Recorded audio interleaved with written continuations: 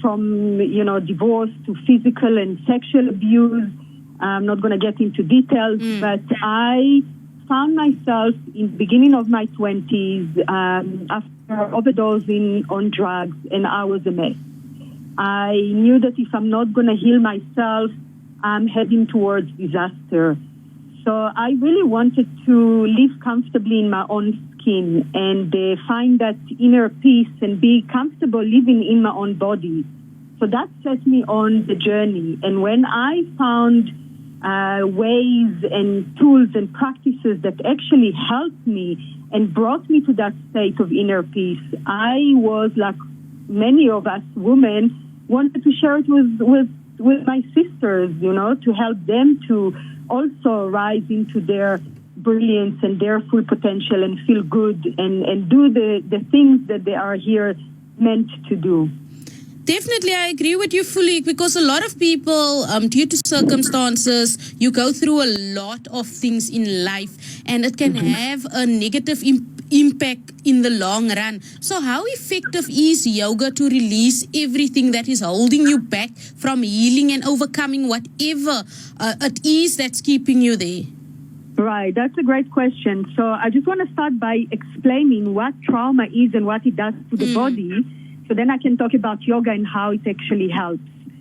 Trauma is not only that one thing that is devastating that can happen and happen to many of us, unfortunately, and, that one event that life is kind of before and after. Trauma can be also more subtle and not as, that one big event. Even being bullied at school or overwhelming emotions that couldn't be processed well, or feeling intense discomfort in the body, that is also a form of trauma. And our body, because it's so wise, has a few ways to deal with trauma. And this is flight, fight, and freeze.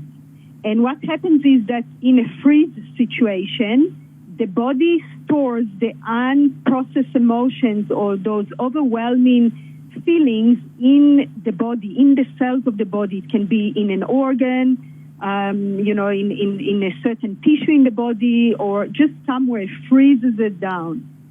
And then in a event of a flight, the body doesn't feel like a safe space, and thought of the soul, right? Because the body is the container of the soul. So part of the soul literally checks out of the body and hovers in the ethers, in space. And the fight is another way to, as a coping mechanism to deal with trauma, and this is to fight it back. And so people that always or mostly have rage or anger, you can see it on the road, and anything can trigger them easily, that is the fight mechanism. And so in other words, trauma is affecting the body in one of those three ways. And yoga is one form that is embodied practice that, first of all, just releases and moves pent-up energy. So energy that is stored in the body starts to move and release in that way. And yoga is a practice that is a holistic way of clearing the body, the mind, and the spirit all at once.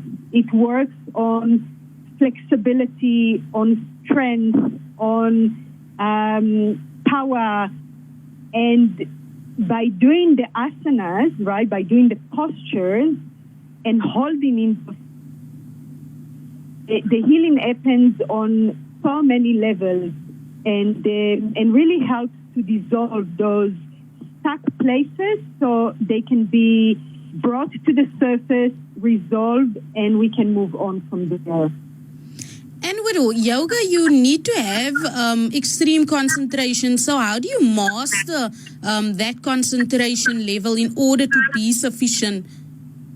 Practice, right? Like everything else, there is some tools and techniques like working with the breath, standing in a certain posture that releases the energy flow and moving from one posture to another. So it's great to do yoga with an instructor, somebody that knows how to lead, and really just practicing and slowly by slowly getting better and better. Okay, and you've also recently wrote a book called Rise. So take us through that writing process. What is it that you want the reader to gain from reading the book? Oh, that's a wonderful question. And the way I wrote the book is I wrote it as the map of our energy centers in the body, which is our chakras. And every chakra is associated with an essence of our being. And what I've done is I wrote about that essence, which I'm now going to explain in a moment what I mean by that. But I also associated that with a primal wound that we all have as a collective, no matter where we grew up in the world, no matter how our childhood or society looked like, we all have those primal wounds. And so the first chakra relates to the body, and the primal wound associated with that is, of course, the body wound, is how we perceive our body, is what we learn from the media, is how we relate to the body, what kind of a relationship we have with our body. And then the second chakra relates to the feminine essence that we all have, no matter what is our gender. We all have the feminine and masculine. And so the primal wound associated with the feminine is, of course, the mother wound, which, all our mothers, bless them, even if they try to do the best they can raising us, they still coming from a lineage of dysfunction and terror, and they had to cope to raise us, and they had unresolved issues that passed down the bloodline. And so the third chakra associated with the masculine, that's the solar plexus, and the primal wound associated with that is the father wound. Again, we all have the father wound, no matter where we grew up and how was our relationship with our fathers. And unfortunately for many of us, it was quite dysfunctional. And then the heart chakra, that's the fourth chakra, is related to love, connection, and sexuality. And the wound is the sexuality wound that, again, we all experience, even if we have not been directly sexually abused, just by growing in a society that sexuality was dysfunctional for many generations. And then the first chakra is the throat, and it relates to expression, it relates to the inner child. And the primal wound is the inner child wound that we, again, all experience as being removed from our authentic self to fit in and belong in our family unit, in our society and culture. And then the sixth chakra is, and the primal wound associated with that is the mind wound, which is our what I like to call the monkey mind, the mind that we haven't mastered, that is controlling us instead of we using its magnificent capacity. And then the seventh chakra is spirit. And the primal wound associated with that is the ego, because the ego is the false identity that we as human beings take on. And it's, again, a survival mechanism. It's not good or bad. It's just there to support us so we can survive. But it's a false identity of who we really are. By shedding it and shattering it, we can find our true, authentic self and find that inner peace in our body, free of those wounds and whole and perfect as we are. And Nunaisi, does the book basically explain all of this to you? Yeah, it's explaining all the fundamentals of the essence of the chakra, including the wound. It goes into more explanation and details, and then it gives practice and tools how to resolve that wound so we can come back home to our wholeness. So where can people get more information or even purchase the book or follow the work that you have done? Yeah, so the book is available at Exclusive Books and loot.co.za. And if people want to follow my work and what I'm doing, then Facebook, Nunaisi Ma is the right place. And I have my website, Nunaisi.com. And I've got a lot of free resources and meditations and summits on transforming trauma and healing sexuality. And I have been interviewing amazing people such as Marcy Shimoff. She's a #1 New York best-time-selling author.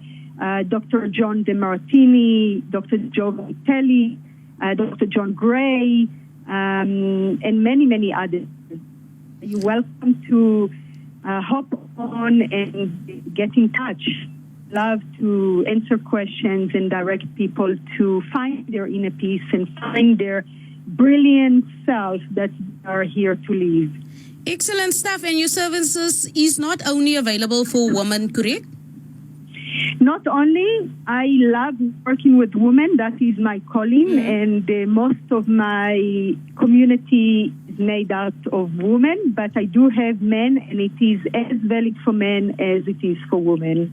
Excellent stuff. Are there any additional words in closing? Well, I will give you this one last takeaway, is that you don't have to become anything to be brilliant. You are already brilliant. All you have to do is clean what stands in your way. And that is the wounds, the conditioning, the false ideas that you got from society that are not true to who you are. But the brilliance of who you are is already within you. It's already in your soul, in your heart. So it's really just coming back home. Excellent stuff. So basically transforming all that hurt and pain into purpose and power at the end of the day. Right. Because, you know, we all experience challenges in our life. It's just the way life is and the journey that we are on. But when we are moving from victimhood consciousness into victor consciousness, and we take responsibility for what has happened, and we learn the lessons, we cultivate, we dig in the gold, right? Of what is that taught me? Did I become perhaps more wise, more compassionate, more forgiving? You know, when we cultivate the lessons, then we integrate that pain, and we are also in a position to teach it to others.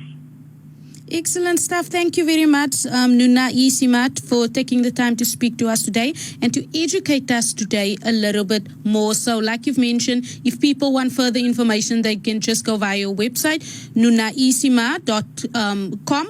That is how they it's only nunaisi.com. Oh, is it only? Okay, no problem. So your name is basically spelled Nunaisi. Yes. So thank you very much for taking the time to speak to us today. Have an excellent day further. Bye. Thank you for having me. Only a pleasure. And that was Nunaisi, and she was just telling us a little bit more about how you can release that inner peace and find the purpose in your life and get rid of all that trauma and hurt that you have been experiencing and turn it into something positive in the long run. So do go check out her books. There is a few books she's written, but the latest one is called Rise. So do go check it out via her website. It's Nunaisi.com. All the information is there, and if you want to follow her on Facebook and so forth, Nunaisi, that is the name that she goes by, and Nunaisi is spelled Nunaisi.